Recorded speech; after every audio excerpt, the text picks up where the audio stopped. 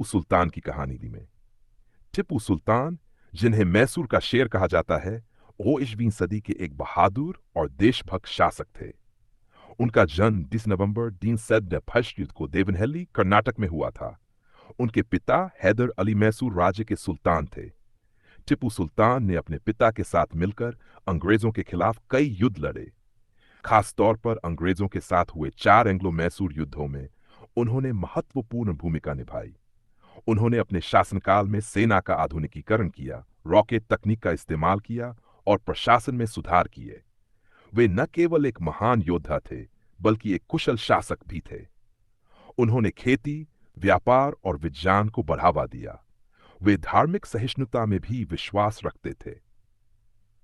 1799 में चौथे एंग्लो मैसूर युद्ध के दौरान श्रीरंगपट्टनम की लड़ाई में वे वीरगति को प्राप्त हुए। उनका अंतिम वाक्य था, शेर की एक दिन की जिंदगी गीदड़ की 100 साल की जिंदगी से बेहतर है। क्या आप इस कहानी को और विस्तार से या बाल कहानियों के रूप में चाहते हैं? सुल्तान, एक बहादुर राजा की कहानी। बहुत समय पहले की बात है।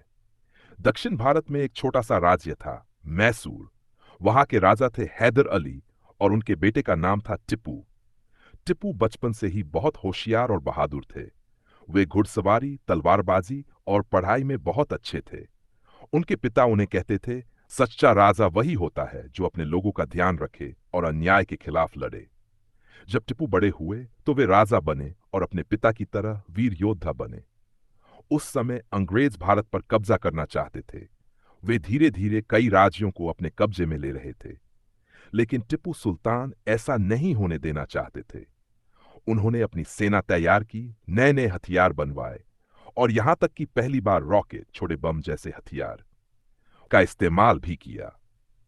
टिपू ने अंग्रेजों से कई लड़ाइयां लड़ी। 3 बार उन्होंने अंग्रेजों को पीछे हटने पर मजबूर कर दिया। लेकिन चौथी लड़ाई में जब अंग्रेजों ने श्रीरंगपट्टनम पर हमला किया तो उन्होंने आखिरी सांस तक लड़ाई लड़ी। टिपू सुल्तान ने लड़ते हुए वीरगति पाई, लेकिन दुश्मनों के सामने झुके नहीं। उनके आखिरी शब्द थे, शेर की एक दिन की जिंदगी गीदड़ की 100 साल की जिंदगी से बेहतर है। आज भी लोग उन्हें मैसूर का शेर कहते हैं और उनकी बहादुरी की कहानियां सुनते हैं। अगर